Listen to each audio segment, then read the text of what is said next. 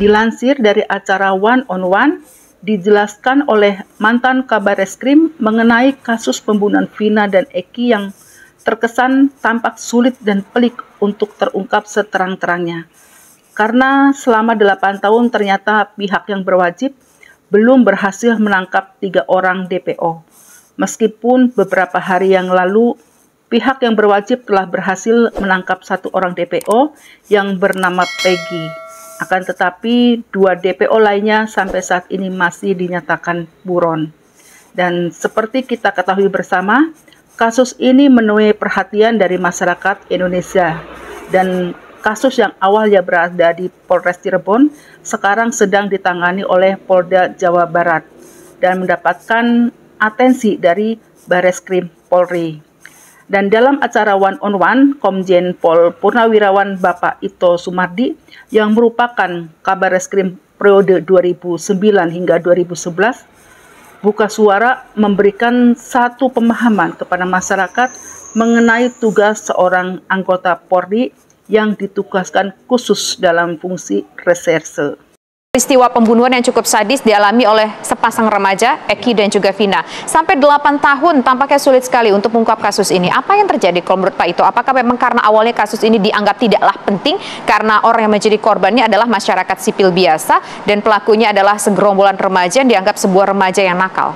Ya, saya kira mungkin perlu saya berikan satu pemahaman kepada masyarakat ya, bahwa seorang anggota Polri yang khusus ditugaskan di fungsi reserse itu mereka itu setiap hari menangani lebih dari 1 kasus ya, dan dalam penanganan kasus ini tentunya ada berbeda-beda tingkat kesulitannya.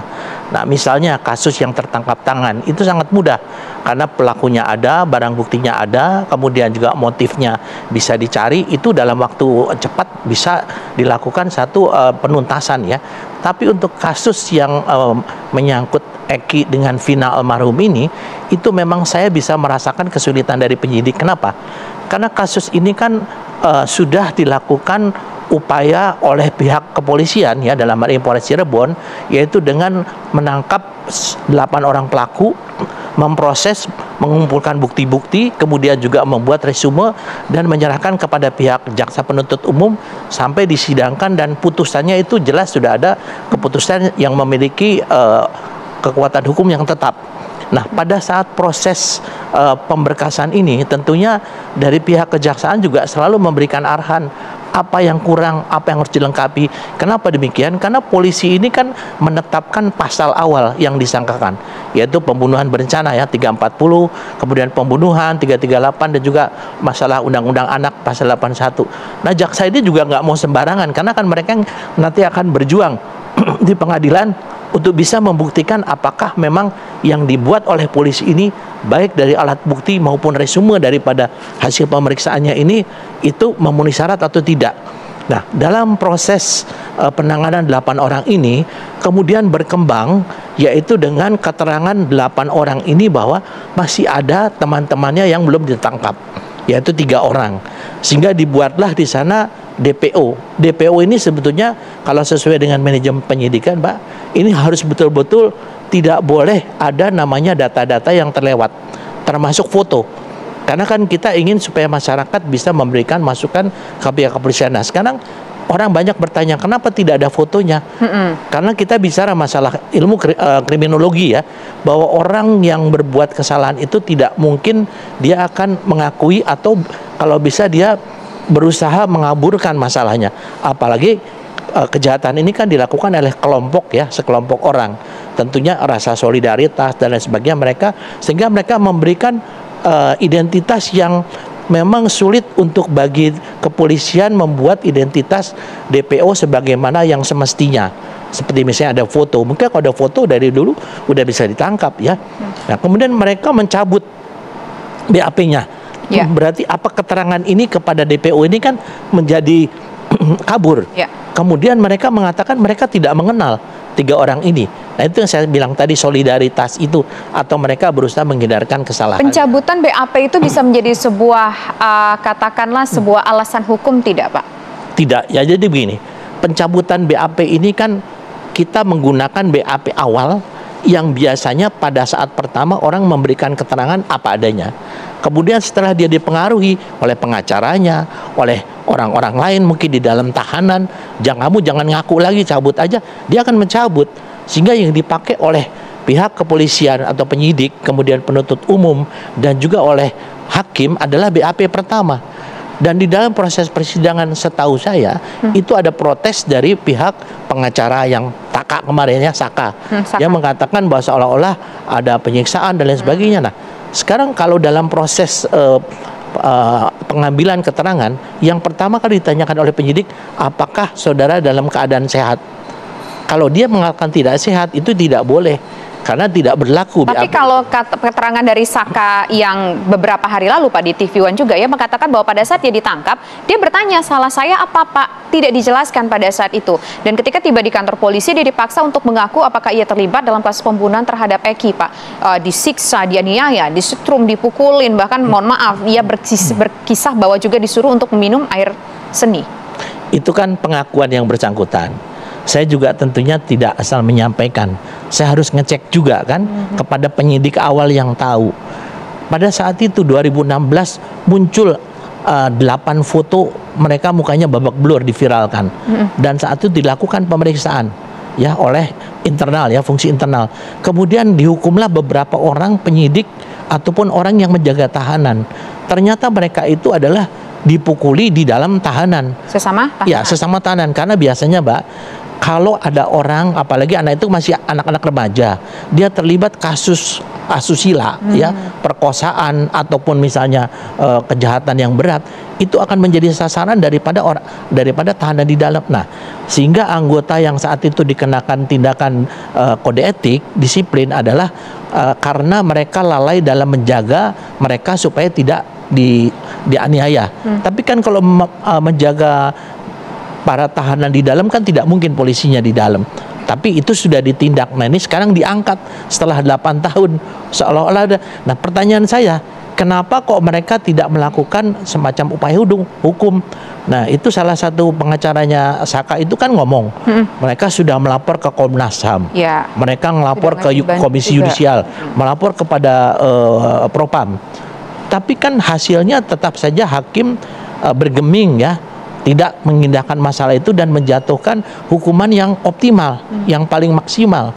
Nah, tentunya kan kita jangan melihat daripada hulunya, dilihat hilirnya. Kalau misalnya hakim itu mengatakan bahwa mereka ternyata tidak bersalah, boleh kita katakan bahwa di penyidikan itu terjadi salah tangkap atau salah menerapkan pasal. Tapi ini kan betul-betul yang disangkakan kepada mereka pasal 340 dan hakim memutus 340 melalui 3 tingkatan pengadilan negeri, kemudian pengadilan tinggi sampai dengan Mahkamah Agung itu sudah inkrah. Kemudian mereka saya dengar mengajukan gerasinya juga ditolak. Nah, sekarang ada satu upaya lagi, silahkan kalau ada novum baru tempuh saja PK. Kan mudah saya kira kan. Tapi ya kembali lagi tuh Mbak ya, kita tidak bisa mengatakan dari sisi kita bahwa petugas kepolisian tidak serius. Kalau namanya berdasarkan manajemen kepolisian yang saya nilai sebagai, saya pernah berdinas di reserse lama, Polres Cirebon sudah optimal karena bisa membawa 8 orang ini. Tapi kalau belum nangkep 3 itu anak-anak remaja pada saat itu, mereka pun juga si Peggy ini juga ditangkapnya di Bandung, nggak terlalu masih sama-sama daerah Jawa Barat juga Pak. Itulah pengalamannya Mbak. Tidak mudah mencari orang yang saat itu statusnya melarikan diri. Karena tadi saya sampaikan, penyidik yang menangani kasus ini, dia sudah dihadapkan lagi dengan kasus lain, dihadapkan lagi dengan kasus lain yang mungkin lebih berat, harus prioritas. Sehingga menurut saya kalau di polisi, kalau di kejaksaan kan ada satgas namanya pemburu koruptor. Nah, mungkin kalau di polisi ada satgas pemburu DPO, ini akan lebih memudahkan. Jadi dari kasus ini juga menjadi pelajaran juga menurut saya. Nah, ini menarik juga nih ngomong-ngomong soal DPO. Ini kan ketika DPO ada 3, kemarin 1 udah ketangkep. Yang lain kan kita juga nggak tahu fotonya Pak. Emang nggak apa-apa Pak DPO itu ketika dicari nggak ada fotonya? Justru dengan tidak ada fotonya itu tidak ada tindakan, istilahnya tidak ada konsekuensi hukum bagi polisi. Kalau ada fotonya, kalau salah kan kita kena salah. Tapi kalau masih berdasarkan ciri-ciri yang disampaikan oleh para tersangka, itu akan lebih aman bagi kepolisian untuk terhadap konsekuensi hukum yang mungkin kena. Kalau misalnya saya kepada Mbak Tisa ada identitas orang, ternyata fotonya foto Mbak Tisa. Mbak Tisa kan bisa komplain kepada saya kan, menuntut hukum. Yaitu tentunya di sini kan dalam azas penyidikan itu ada dua. Satu harus cermat, kedua harus hati-hati, ya. Dan ini semuanya harus didasarkan kepada objektivitas. Karena ini keterangannya dari tersangka, maka kita sulit untuk melihat gambar fotonya apa. Karena kita juga tidak bisa mengira-ngira. Saat itu dikatakan 3 orang ini pas didatangi di satu daerah, di sana kepala daerahnya atau RT-nya semua mengatakan tidak ada orang ini. Nah, jadi disinilah mungkin saya harus mengapresiasi ya Polda Jawa Barat yang melakukan eksaminasi pemeriksaan ulang mendasarkan kepada keterangan di dalam berita acara pertama yang belum dicabut, mereka bisa mendapatkan Peggy. Nah, dengan tertangkapnya Peggy ini otomatis tidak ada lagi alasan bagi 8 orang ini mengatakan mereka salah tangkap. Karena Peggy akan menceritakan penangkapan Peggy ini kan didasarkan dari keterangan mereka. Ya, 8. Ya, dari 8 orang ini. Peggy nanti akan cerita perannya dia apa? Sebagai pelaku utamakah? Ataukah mungkin dia hanya bersama-sama? Atau mungkin ada kaitan antara Peggy dengan korban? Kita kan belum tahu ya. Ini sekarang sedang dikembangkan. Oke, ini bicara soal Peggy, Pak. Di luar sana beredar banyak di media sosial, begitu Pak ya. Orang yang meragukan bahwa sebetulnya Peggy ini yang sudah ditangkap saat ini adalah sosok yang memang terlibat dalam kasus pembunuhan terhadap Eki dan juga Vina. Karena apa? Karena beredar pula di media sosial fotonya yang berbeda, Pak. Foto Peggy yang dulu dengan Fedy yang ditangkap itu fotonya juga berbeda. Ada kecurigaan bahwa jangan-jangan polisi salah tangkap. Bagaimana Pak Ito menjawab ini? Tapi nanti dulu ya Pak Ito ya.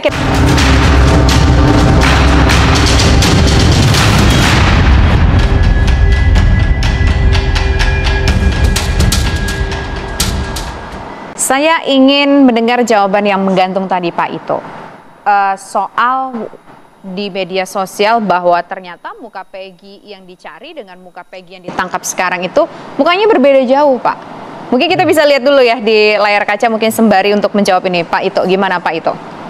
Kalau menurut saya jangankan di Indonesia ya, tapi di negara-negara lain pun apalagi di negara maju ya, itu perubahan seseorang itu fisik dari umur ya, dari lamanya waktu, kemudian juga ada yang dibuat memang melalui satu operasi gitu ya, ada operasi plastik, tapi ini kan dia nggak mungkin. Nggak mungkin Pak. Cuman dia ini adalah bagaimana perubahan dari 8 tahun yang lalu dan sekarang. Kita tidak bisa menyamakan mukanya si Peggy ini yang sekarang seperti dulu, pasti berbeda ya. Ya saya juga melihat ya, saya melihat tentunya perubahannya itu kan daripada pihak penyidik Polda itu juga mereka sudah melakukan pendalaman. Mereka juga nggak mau namanya salah tangkap ya. Karena itu sangat berisiko bagi kepolisian kalau salah menangkap dia. Jadi apa yang sekarang dirilis itu sudah melalui satu pendalaman, melalui bagaimana proses dia berganti nama, dia berganti alamat, dan dia kemana saja tempatnya itu dari pihak Polda sudah ada sekarang semua. Tapi yang paling penting kan bagaimana si Peggy yang ditangkap sekarang terkait dengan kasus yang sudah diputus melalui pengadilan. Itu yang paling penting. Sehingga nanti pemberkasan dia tentunya beda. Jadi pemberkasannya beda, dan biasanya kalau di kepolisian dikenal 3 jenis laporan. Laporan A itu biasanya kalau seorang petugas melihat di jalan satu kejahatan, dia melaporkan. Yang B itu apabila orang yang terlibat melapor. Yang C ini adalah pengembangan. Seperti ini Peggy nanti akan dibuat laporan model C. Nah, sehingga di sana akan dibuat berkas khusus. Tetapi saksi-saksinya adalah para narapidana yang sekarang sedang dibond ya, sedang dipinjam oleh Polda. Ya, mudah-mudahan kita bisa mengungkap yang lebih jelas peran daripada Peggy dan peran dari 8 orang ini, sehingga akan menepis anggapan bahwa terjadi salah tangkap, Mbak. Oke. Nah, tapi ini juga ada beredar informasi bahwa ternyata penangkapan mereka yang sudah jadi terpidana sekarang berada di dalam penjara, itu mereka ditangkapnya oleh satuan narkoba, Pak. Seharusnya kan ini bukan kasus narkoba. Kenapa justru mereka pada saat itu ditangkap narkoba? Ini juga menimbulkan tanda tanya di masyarakat. Ini secara khusus saya melihat kasus ini. Ayah daripada almarhum Eki itu kan bertugas di kepolisian, kebetulan dinas di narkoba. Ya mungkin masyarakat media ataupun yang memviralkan itu tidak mengerti masalah yang sebenarnya, ya. Jadi saya sudah ngecek langsung bahwa yang bersangkutan itu bersama anggota reserse. Dia ngajak anggota reserse untuk bisa menindaklanjuti laporan ataupun informasi dari dua orang yang saat ini yang rame disembunyikan, ya. Sebetulnya kalau dalam satu kasus itu boleh saja kita harus melindungi saksi, dua orang saksi ini, ya. Sehingga setelah dilakukan penangkapan, yang menangani semua adalah bukan ayahnya Eki, tapi unit khusus reserse yang memang dia menangani kasus itu. Jadi nggak ada SOP yang dilarang atau yang dilanggar? Tidak ada sama sekali, Main-main tidak ada aja itu, sama Pak. sekali. Kan gini, Mbak, ya. Kalau misalnya ada satu laporan ya dari seseorang, ada misalnya tersangka, kalau kita nunggu harus buat surat perintah dulu atau minta surat perintah pengadilan, mungkin orang itu sudah lari, kan. Jadi kita amankan dulu, kemudian baru kita lengkapi dengan surat penangkapan yang bersangkutan.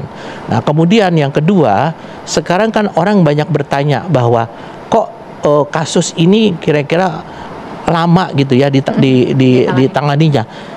Saya tadi sampaikan bahwa penanganan satu kasus ini juga akan menjadi beban bagi penyidik apabila ada kasus-kasus lain yang masuk. Sehingga kadang-kadang, Mbak, jangankan anggota reserse, ada anggota sabara yang punya latar belakang reserse atau anggota narkoba atau anggota krimsus yang dilibatkan dalam penanganan kasus ini. Itu adalah berlaku saat ini. Karena apa? Sumber daya manusia kita memang sangat terbatas di kepolisian, ya. Apalagi untuk mengejar DPO, ya. Sementara dia mau ngejar DPO tapi dia sudah dihadapkan dengan masalah dengan berkas perkara lainnya, ya. Yaitulah kesulitan yang mungkin bagi masyarakat awam tidak terlalu paham, ya. Yang tentunya di sini saya juga menyampaikan itulah yang dialami teman-teman di reserse. Jadi kalau dikatakan reserse itu rata-rata orang harus mempunyai mental dan juga kesabaran yang luar biasa.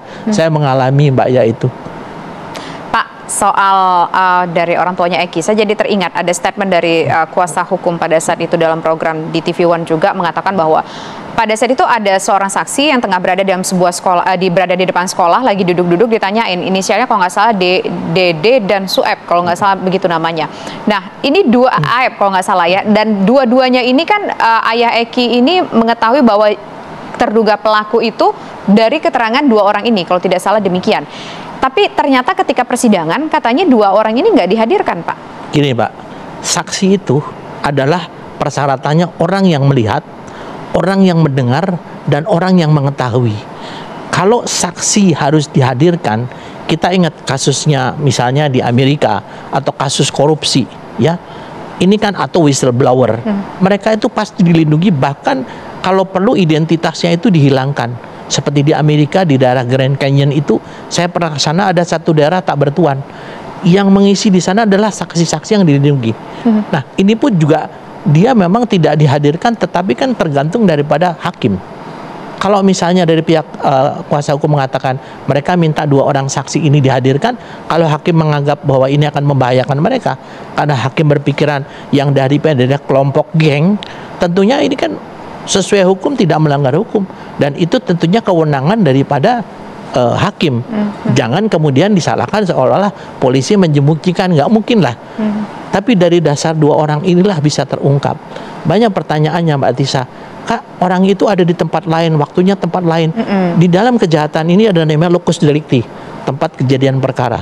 Ada tempus delicti, yaitu saat kejadian itu terjadi, dan ada tempus delicti lain, jadi waktu kejadian di mana ini sudah terjadi. Jadi orang itu kebetulan ditangkap setelah kejadian awal ini, mungkin sudah berapa jam, berapa hari, berapa bulan, bisa saja. Tapi bukan berarti orang itu tidak ini. Kemudian ada satu lagi yang mengatakan, Saka, saya tidak kenal. Loh, memang kalau berbuat kejahatan harus kenal sama orangnya? Kan belum tentu. Kalau secara spontan dia, karena bersama teman-temannya ingin melakukan sesuatu, kan bisa saja. Tapi kembali saya tidak dalam kapasitas untuk mengatakan bahwa mereka ini bersalah, karena saya bukan hakim. Yang tahu mereka bersalah adalah hakim.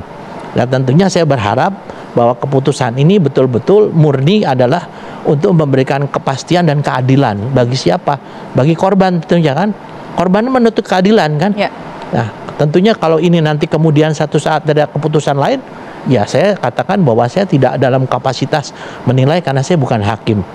Ya, saya hanya menganalisa dari manajemen penyidikan, dari sistem peradilan pidana, dan juga dari pengalaman saya saat menjadi anggota reserse. Tapi berarti bisa dikatakan dari sudut pandang Bapak, pengalaman Bapak pernah di Bareskrim begitu, sebagai Kabareskrim bahkan, secara manajemen ini nggak ada yang miss. Semua dilakukan secara baik sejak 8 tahun yang lalu. Sejak 2016, 27 Agustus 2016, kasus ini kemudian mencuat, begitu terjadi, ini nggak ada yang miss sama sekali. Nggak ada. Nah, kenapa kasus ini sekarang menjadi perhatian? Setelah 8 tahun muncul sekarang menjadi isu, sehingga menjadi perhatian khusus kan? Tapi kan kalau misalnya tidak, memang kita akan kesulitan juga menangkap 3 orang ini, sementara kita dihadapkan kasus-kasus lain yang harus ditangani. Menurut saya secara manajemen kepolisian ya, sebagaimana diatur dengan Perkap nomor 412 dulu ya, sekarang 617, itu sudah sesuai, Mbak, karena mereka sudah bisa membuktikan, menangkap orang, kemudian memberikan persangkaan kasus ya, persangkaan ininya kesalahannya, pasalnya itu kemudian sesuai dengan unsur-unsur pidananya, ini udah bisa dibuktikan di pengadilan. Jadi tidak keliru, kecuali kalau mereka menetapkan 340, tiba-tiba jaksa atau hakim memutuskan 351 mungkin ya, penganiayaan. Nah, itu mungkin ada sesuatu yang boleh dikatakan dalam manajemen penyidikan ini ada sesuatu yang keliru, kurang cermat penyidiknya. Tapi ini kan lengkap dari mulai polisi, jaksa sampai dengan hakim, itu tidak ada perubahan sama sekali. Berarti menurut saya, penilaian saya, mereka sudah berbuat secara optimal, khususnya dari sudut pandang saya di penyidikan ya, proses penyidikan. Bagaimana ada suara-suara sumbang di sana yang mengatakan ada anak petinggi tertentu yang terlibat dalam kasus ini, Pak? Boleh-boleh saja, Mbak. Tapi kan polisi nggak mungkin lah namanya melindungi, apalagi ini sudah Pak Kapolri langsung kan. Pak Kapolri itu sebagai pimpinan tertinggi mengatakan bahwa ini kasus atensi, harus diselesaikan Bareskrim backup. Bareskrim backup, Polda bergerak, dapat. Nah, kalau namanya petinggi Polri itu kan suara-suara yang mungkin orang iseng atau gimana, kan kita nggak bisa polisi dan mendasarkan kepada suara-suara yang tidak bisa didukung dengan data-data atau objektivitas. Ada yang mengatakan bahwa ini katanya melibatkan juga anaknya kepala daerah kan. Hati-hati loh, kita jangan bicara tanpa ada bukti ya, karena di dalam keterangan 8 orang tersangka ini tidak ada disebutkan itu. Itu kan hanya masyarakat ya, mungkin masyarakat yang tidak mengerti atau mungkin masyarakat yang iseng lah bicara begitu kan. Tapi kan kita juga tentunya tidak menafikan itu, kita juga tentunya bisa menjadi bahan informasi. Kalau tidak ada ya kita tidak lakukan upaya untuk tindak lanjutnya gitu, Mbak. Ini juga cukup menarik, Pak. Ini kan semua menjadi perhatian karena di luar sana begitu kencang sekali suara dari masyarakat dan rasa ingin tahu dari masyarakat. Soal Sudirman lah yang sampai sekarang dia tidak mengakui bahwa ia terlibat dalam hal tersebut dan tidak mengenal dengan korban begitu. Dengan Saka lah juga demikian, seperti itu, Pak. Bagaimana ini merespon bahwa mereka sudah nyata-nyata menyatakan tidak terlibat, bahkan si Saka mengatakan ketika malam kejadian itu ia berada di rumah dan ada saksinya. Itu kan katanya Saka. Tapi kan dalam penyidikan kan, dalam proses penyidikan itu kita mengumpulkan bukti-bukti, Mbak. Kemudian kita membuat kesimpulan. Jadi dalam pasal 184 ayat 1 KUHP mengatakan alat bukti itu yang paling kuat adalah keterangan daripada ahli. Keterangan ahli apa? Setelah dilakukan ekshumasi, yaitu penggalian jenazah, kemudian di sana ditemukan ada tusukan, penyebab kematian apa, inilah yang mempunyai nilai paling tinggi. Sehingga hakim pun akan menilai betapa sadisnya orang yang melakukan ini. Sehingga dengan keyakinan itu menjatuhkan hukuman optimal. Yang kedua adalah masalah surat atau alat bukti yang ditemukan, barang bukti. Yang paling rendah ini adalah keterangan terdakwa, Mbak. Sehingga keterangan terdakwa boleh-boleh saja dia tidak melakukan. Tapi kan jangan dibilang di proses penyidikannya kemudian di penuntutan mereka percaya, kemudian hakim memutuskan atas dasar keterangan ataupun hasil penyidikan. Saya kira enggak lah, masing-masing itu sudah mempunyai ruang untuk istilahnya eksklusivitasnya, baik di penyidikan maupun di peradilan, Mbak. Jadi nggak mungkin namanya dari sini A sampai sini A, belum tentu. Oke. Pak, ini biar masyarakat juga nggak salah paham, Pak. Apakah memang sesuatu yang lumrah, sesuatu yang sah-sah aja, sesuatu yang wajar ketika berada dalam proses pemeriksaan, para tersangka itu mendapatkan intimidasi ataupun tekanan secara fisik, Pak? Saya tidak bisa mengatakan itu ada, tapi saya juga tidak bisa mengatakan itu nggak ada, ya. Karena yang paling tahu adalah para tersangka dan para pemeriksa. Tetapi kita kan punya undang-undang yang melindungi masih apakah tersangka maupun juga ada undang-undang yang akan dikenakan sanksi kepada para penyidik yang melanggar, yaitu kode etik, ya. Nah, sekarang kalau kita lihat, kalau orang itu diperiksa apakah saudara dalam keadaan sehat atau tidak, dia mengatakan tidak, dia nggak usah ngomong, diam aja. Tapi Saka ketika ditangkap, Pak, ketika pertama kali ditangkap oleh aparat berwajib, dia bertanya, salah saya apa? Saya nggak dijawab sama sekali. Apakah itu sah-sah aja atau mungkin ada hak yang tercederai di sana? Nah, inilah saya ingin supaya masyarakat juga jangan mudah percaya dengan pendapat orang. Bisa saja dia ngomong betul, tapi bisa saja dia ngomong karena sudah bebas. Kan kita nggak tahu. Oke, ini kita dengar dulu ya statementnya Saka beberapa hari yang lalu. Nanti dapat kami informasikan kepada Anda pemirsa, ada pernyataan dari Saka, Pak, ketika diwawancara juga oleh program lain di TV One, ya, mengenai kesaksiannya ketika bagaimana ia ditangkap, kemudian apa yang ia alami ketika proses pemeriksaan oleh pihak berwajib, dan bagaimana akhirnya ia dinyatakan keluar dari penjara karena pada saat itu dia ditangkap kalau nggak salah masih usia 15 tahun dan tidak dihukum maksimal karena masih anak-anak. Berikut kita dengarkan dulu pemirsa pernyataan dari Saka Tatal berikut ini. Tidak bersalah sama sekali. Kenapa Saka mau menerima hukuman itu? Kenapa Saka mau sampai dijebloskan ke penjara? Karena terpaksa. Saya waktu ditangkap saya dipukulin sama polisi, diinjak-injak, disiksa, disetrum. Walaupun saya dikasih makan kayak binatang, dilempar nasi ke lantai. Nasi itu acak-acakan di lantai, suruh dimakan. Kalau nggak dimakan dipukulin lagi. Yang melakukannya siapa, Saka? Polisi, Polresta Cirebon. Dan sampai suruh minum yang 1 liter yang gede tuh. Suruh minum semuanya yang ada di situ. Termasuk saya dan teman-teman saya juga. Silakan Pak Ito. Ya. Lihat ekspresi dari Saka, tampaknya dia sangat marah, sangat kecewa sekali dengan apa yang telah menimpanya, Pak Ito. Itu sah-sah saja, Mbak. Seseorang itu menyampaikan sesuatu di mana dia sudah bebas, ya. Dan itu bisa saja terjadi, tapi kemungkinan tidak terjadi juga besar tentunya. Kalau terjadi, saya kok ragu ya. Kenapa? Tadi saya sampaikan, setiap anggota yang melakukan penyiksaan dan dapat dibuktikan orangnya, sudah pasti dia akan kena kode etik ya, diatur dalam pasal kode etik Polri ya, pasti kena. Kenapa waktu itu istilahnya tidak dilakukan komplain ya? Nah, sekarang kita lihat kalau seseorang ditangkap, kita coba lihat di film-film lah sekarang ya, yang di televisi kan mengatakan bahwa sesuai dengan undang-undang Anda saya tangkap, tapi tidak dikatakan dulu kan bahwa kamu ditangkap karena berdasarkan undang-undang pasal sekian. Kita kan baru mengumpulkan bukti-bukti. Setelah mereka dibawa ke tempat Polres ataupun kesatuan kepolisian setempat, barulah dia diinterogasi atau dia diminta keterangan, dikaitkan dengan saksi-saksi lain yang mungkin sudah ada di sana. Jadi saya kira mungkin prosedur ini yang kurang difahami oleh masyarakat ya. Bukan saya membela Polri, tapi saya bicara secara normatif. Yang saya alami demikian, normanya demikian ya. Karena yang paling tahu ini adalah penyidik. Yang paling tahu adalah mereka pelakunya ya. Tapi manakala hukum itu kemudian jatuh kepada mereka karena perbuatannya dianggap memenuhi unsur pidana yang disangkakan, yaitu sistem hukum kita. Oke. Ini semua terpidana ini kan dijatuhkan hukuman 340 KUHP ya Pak ya, pembunuhan berencana. Tapi di situ kita mendengar juga ada unsur dugaan terjadinya pemerkosaan. Nanti akan kita bahas mengenai poin ini pemirsa, mengenai pemerkosaan yang dialami oleh korban sesaat lagi.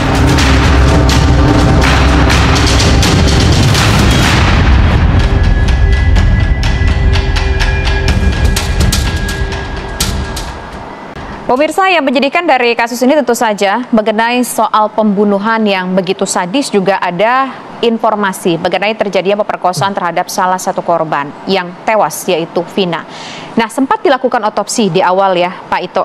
Tapi kenapa tidak ada pemeriksaan apakah terdapat sperma pada tubuh Vina yang diduga menjadi korban pemerkosaan? Baik, yang pertama ya Mbak Tisa, kan korban ini dilaporkan sebagai korban kecelakaan lalu lintas tabrak lari.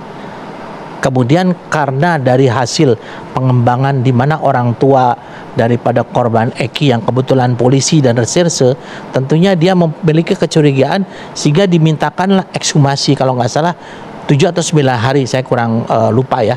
Tapi setelah dilakukan ekshumasi itu, penggalian mayat untuk dilakukan otopsi ulang, barulah ditemukan ada patahan di kepala, ada tusukan di badannya akibat samurai dan lain sebagainya yang panjang pendek.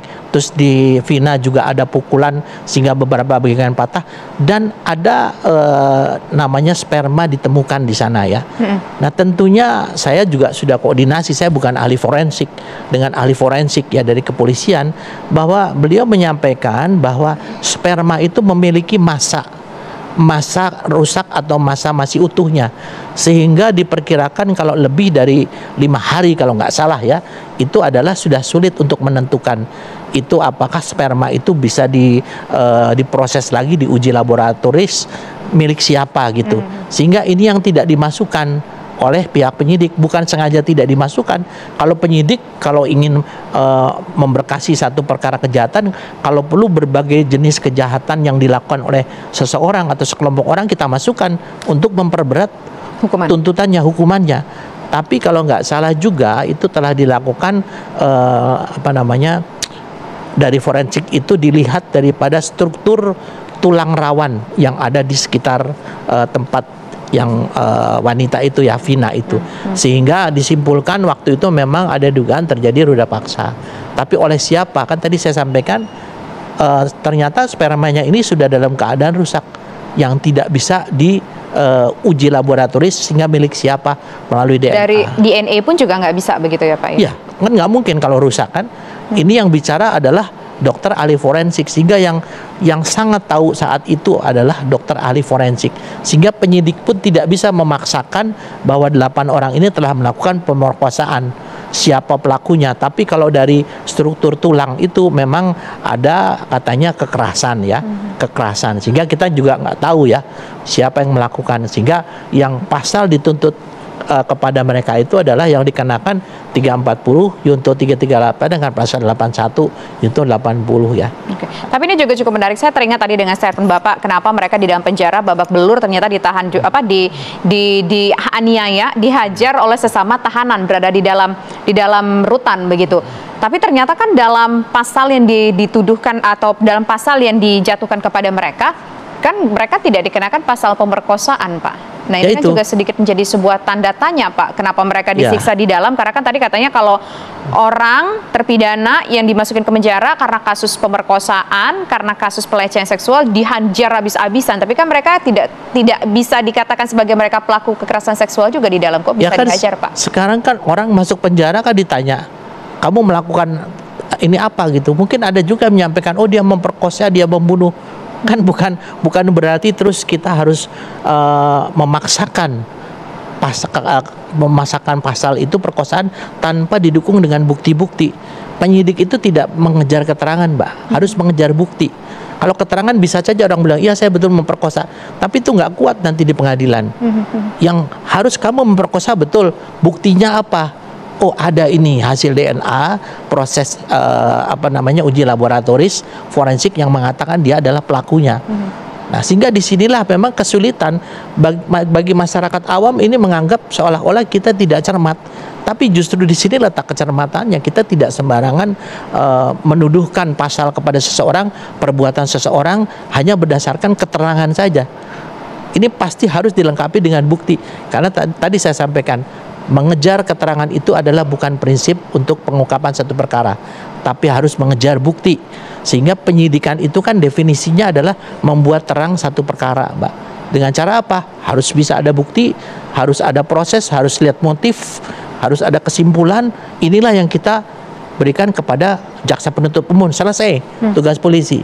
Nah, setelah jaksa mengatakan, loh kok ini bukan kasus pembunuhan berencana, ini cukup dengan pasal 351 penganiayaan berat atau penganiayaan ringan, tapi dilihat, oh betul nih buktinya memenuhi unsur-unsur. Nah, mereka akan meneruskan ke pengadilan. Pengadilan, hakim pun tidak sembarangan. Ini apalagi merampas istilahnya masa depan seseorang loh. Jadi hakim itu pasti harus punya yakin betul bahwa yang dilakukan 8 orang ini betul-betul memang dilakukan berdasarkan bukti-bukti yang disajikan oleh penyidik, kemudian diserahkan penuntut umum untuk di dalam tuntutannya. Oke. Itu, Pak. Ini kan 8 orang, 1 sudah dibebaskan begitu ya karena masa hukumannya sudah habis, anak di bawah umur dapat garasi segala macam. Kemudian 1 orang lagi, Peggy sudah ditangkap, 2 orang lagi dinyatakan masih buron. Sesulit itu kah Pak untuk mencari buron, Pak? Sangat. Tidak mudah bagi mencari seorang buron itu tanpa kita mempunyai identitas yang lengkap. Mencari buron yang identitasnya lengkap itu mudah. Bahkan kalau ke luar negeri pun melalui Diphub Inter kita bisa minta ke Lyon ya, dari pusat kepolisian dunia, itu kita bisa menyebar namanya red notice. Red notice. Tapi harus dilengkapi dengan foto. Tapi kalau hanya berdasarkan katanya, polisi juga nggak berani sembarangan masang foto orang. Yang ini mungkin orang bilang kok nggak pakai foto. Nah, katanya, kalau katanya kan bisa saja salah, bisa saja itu memang ada si DPO-nya tuh, bisa saja tidak ada. Kita tunggu aja perkembangan Polda Jabar. Kalau memang tidak ada, Polda Jabar akan mengatakan ternyata yang katanya 8 orang tersangka ini tidak ada. Ya itu tadi saya sampaikan, Mbak. Kalau saya melakukan kejahatan, saya akan berusaha bagaimana caranya supaya meringankan kejahatan saya. Atau bahkan mengaburkan dengan cara apa? Oh, ada si Anu yang ini, padahal belum tentu orang itu ada. Gitu. Jadi bisa jadi pelakunya ternyata nggak 11 orang, kurang dari 11 orang atau lebih 11 orang nih Pak, kalau melihat keterangan seperti ini, katanya karena ingin mengaburkan, ada unsur yang mengaburkan. Kalau menurut saya saat ini ya 11 orang itu, sementara ini kan. Jadi kalau namanya memang 3 orang ini ternyata tidak ada, ya 8 orang itu pelakunya. Sekarang udah ada 1 orang kan, berarti 9 orang pelakunya. Kalau ada nanti lagi ketangkep 2 orang, ya berarti 11 orang. Tapi kan tidak ada saksi yang mengatakan jelas berapa orang pelakunya. Tetapi saksi ini mengatakan, oh si itu, si Anu itu Pak pelakunya Pak. Yang kebetulan berkumpul. Dan belum tentu pelaku itu ada di tempat itu semuanya. Mungkin ada yang sudah pergi, ada yang kemana kan. Nah, sehingga dengan pelaku yang ditangkap bersama-sama di satu tempat itulah dikembangkan mendapatkan keterangan bahwa ada 3 orang lagi yang diduga mereka terlibat, kata mereka. Kemudian sekarang mereka mencabut, tidak mengenal 3 orang itu termasuk Peggy katanya kan. Iya. Jadi kan mencabut berita acara kan, polisi juga kesulitan. Nah, ini dampaknya gimana Pak? Ini kan udah ditangkap Peggy-nya, kemudian mengatakan nggak kenal ini sama Peggy-nya.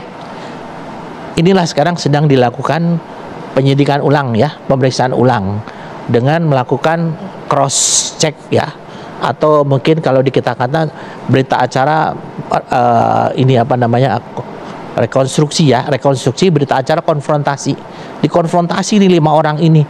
Jadi mereka tidak mungkin 5 dipraktik, tidak, masih satu-satu. Dan nanti di sana orang berbohong bagaimanapun juga, dia pasti akan kelihatan sekali waktu dengan data-data yang disatukan, akhirnya terpaksa mengaku. Tapi kayaknya kalau kita mikirkan polisi punya teknologi lie detector ya Pak ya. Ya.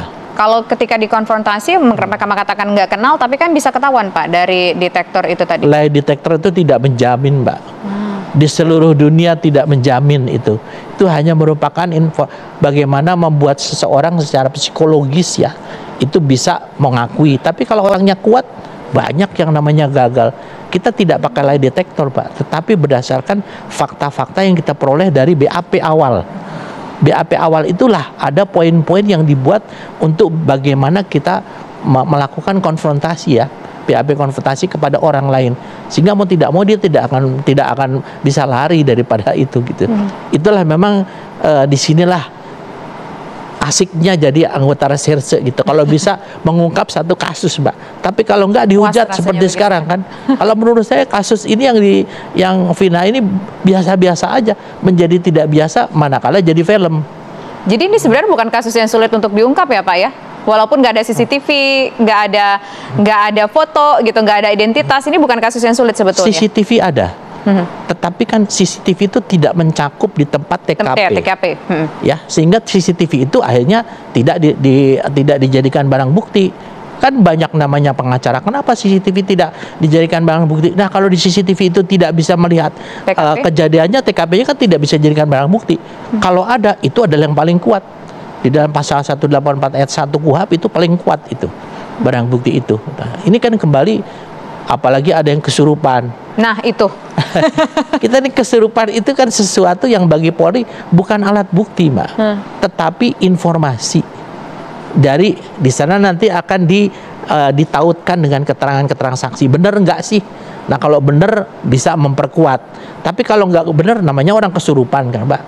Nah, jadi sebenarnya kalau soal bicara ini kan juga semakin menarik kasus ini di publik adalah ketika ada beredarnya satu film yang baru saja rilis beberapa waktu yang lalu. Kemudian yang kedua adalah soal video kesurupan, suara audio kesurupan itu. Ini bisa jadi materi untuk menguatkan polisi tidak? Atau bisa dijadikan sesuatu yang bisa berbau saintifik tidak untuk penelitian? Sama sekali enggak. Itu hanya informasi. Oh, orang itu dipukulin. Bener, emang orang itu dipukulin kan? Ya. Yang betul-betul secara scientific crime investigation, CSI, itu adalah hasil daripada autopsi. Itu yang tidak terbantahkan. Ya, pengacaranya mengatakan, Pak, waktu pertama itu kan pengacaranya Saka ya, kan ada kaos, tidak ada bolongan. Lah, orang memang kalau dibunuh emang harus mutlak menembus kaos kan, belum tentu. Kan katanya ada samurai segala macam ya, kan, gitu, Pak. Mungkin kan pada saat itu sudah tersikap atau apa, ditusuk kan. Kita kan nggak tahu. Yang paling tahu adalah pelakunya. Alat buktinya juga ada, samurai kan. Samurainya juga pasti ditentukan apakah ada darah korban itu di samurai. Kan di sini harus ada yang saya sampaikan tadi, Mbak, meyakinkan jaksa dan meyakinkan hakim harus berdasarkan alat bukti atau barang bukti yang betul-betul bisa dipertanggungjawabkan secara saintifik.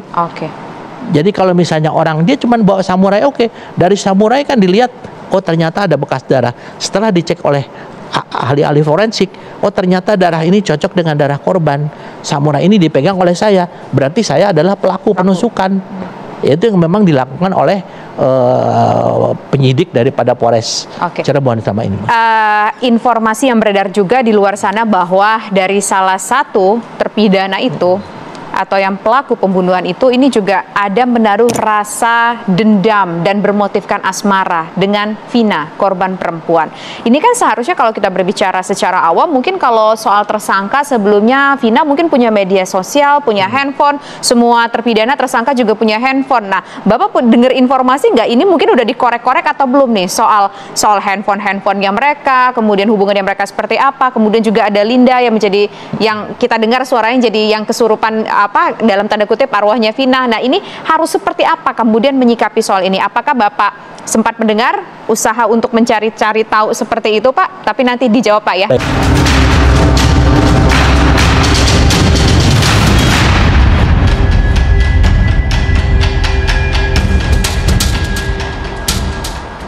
Pak, menjawab yang tadi. Ini orang semua bertanya-tanya, si Linda misalkan. Nah, si Linda ini apa mungkin hal yang bisa dikorek dan di mana sebetulnya keberadaannya? Mungkin Bapak bisa dapat informasi itu nggak mungkin di belakang begitu dengan teman-teman yang masih aktif di Polri? Yang jelas yang paling tahu kan saat ini adalah Polda Jabar.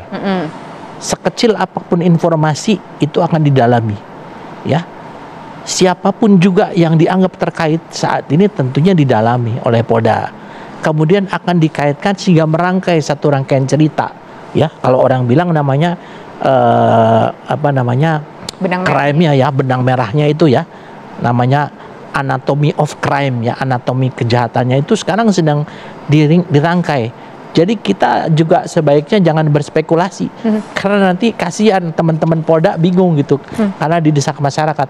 Meskipun saya yakin teman-teman di Polda Jabar bersama Polres Cirebon saat ini mereka berusaha untuk mengungkap kasus ini yang sebenarnya.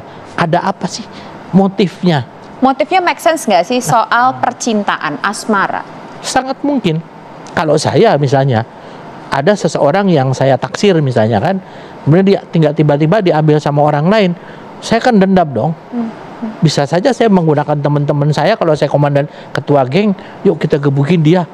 Tapi kan ini sekarang masih dalam kemungkinan-kemungkinan yang sedang didalami oleh Polda Jabar. Berilah kesempatan kepada mereka, ya. Jangan dikasih lagi dengan spekulasi macam-macam sehingga pada akhirnya masyarakat itu menerima informasi yang sesat, ya. Kasihan, pada akhirnya nanti disalahkan siapa lagi? Balik-balik ke polisi lagi. Padahal kan ini proses hukum yang sudah selesai. Ya, sekarang orang hanya menyorot adalah bagaimana kinerjanya polisi. Tapi orang tidak melihat bahwa dalam proses penyelesaian ini dari hulu ke hilir, polisi itu di hulunya. Hilirnya siapa? Pengadilan kan? Nah, marilah kita sekarang harus melihat secara komprehensif, objektif, jangan berspekulasi, berikan kesempatan. Kalau yang tadi Mbak Tisa mengatakan, itu salah satu kemungkinan menurut saya. Asmara. Menurut saya, nggak mungkin lah kalau orang nggak kenal melakukan Pak, itu. segi 4, jangan-jangan Pak, segi 4 atau segi 3 Pak? Jadi pasti ada motifnya. Motif pun pasti ada sebabnya. Sebabnya kenapa? Itu pasti saat ini sedang didalami oleh teman-teman Polda Jabar. Kita beri kesempatan kepada mereka. Nanti kalau sudah diberikan penjelasan secara utuh hasil daripada pemeriksaan saudara Egy, maka barulah kita bisa mengetahui cerita yang sebenarnya. Jadi Peggy itu adalah Peron sekaligus Egy yang Ya, disebutkan dalam ya, video-video yang viral itu. Betul. Egy ini sendiri kenal nggak Pak sama Linda Pak? Atau Peggy ini kenal nggak sama Linda Pak? Saya nggak nanya dia. Kalau saya nanya dia mungkin kenal, mungkin nggak juga. Dari informasi yang Tadi Bapak kan- dengerin mungkin dari orang dalam. Itu kan, gitu. tadi kan saya bilang ya, kalau saya misalnya menaruh hati kepada seseorang, tetapi seseorang itu mengacuhkan saya, kemudian orang itu tiba-tiba dengan orang lain, tentu saya sakit hati dong. Itu kalau satu yang namanya kemungkinan. Kemungkinan bisa saja. Kan banyak sekali kemungkinan yang sekarang sedang digali oleh Polda Jabar. Jadi kita kasih kesempatan lah teman-teman. Karena yang dipertaruhkan sekarang Mbak Tisa adalah reputasi, ya, kredibilitas, profesionalisme dari Polri. Apakah betul-betul presisi atau enggak? Satu nih Pak, terakhir singkat aja Pak. Kasus ini mencuat lagi gara-gara viral film, gara-gara viral di media sosial. Kalau seandainya kasus ini nggak jadi viral, apakah kasus ini akan diungkap lagi Pak kalau menurut Bapak? Atau ya udah biarin aja, PR-nya polisi udah banyak banget? Kalau menurut saya jujur ya, mungkin agak sulit. Kenapa? Karena Polri kan tadi saya bilang penyidiknya dihadapkan kepada Banyak kasus. tumpukan kasus yang harus diselesaikan secara semuanya ya. Ada yang secara selektif, ada yang secara prioritas ya. Jadi saya juga mungkin kalau nggak muncul ini viral, barangkali kasus ini yang sudah selesai gitu. Tapi berarti penyidik sudah optimal, tetapi belum maksimal untuk bisa mengungkap secara tuntas kasus ini. Oke. Karena tadi kesulitannya, Mbak. Oke, kita harapkan agar kasus ini bisa terungkap tuntas, Ya. DPO masih bisa ditangkap, 2 lagi yang masih kita cari, dan semoga motifnya bisa juga terungkap dengan jelas. Terima kasih Sama-sama, Pak Ito Mbak. Sumardi, Terima kasih. Komjen Pol Purnawirawan Ito Sumardi selaku Kabarreskrim Polri dari tahun 2009 hingga 2011. Subscribe Tanya supaya dapat kabar selanjutnya.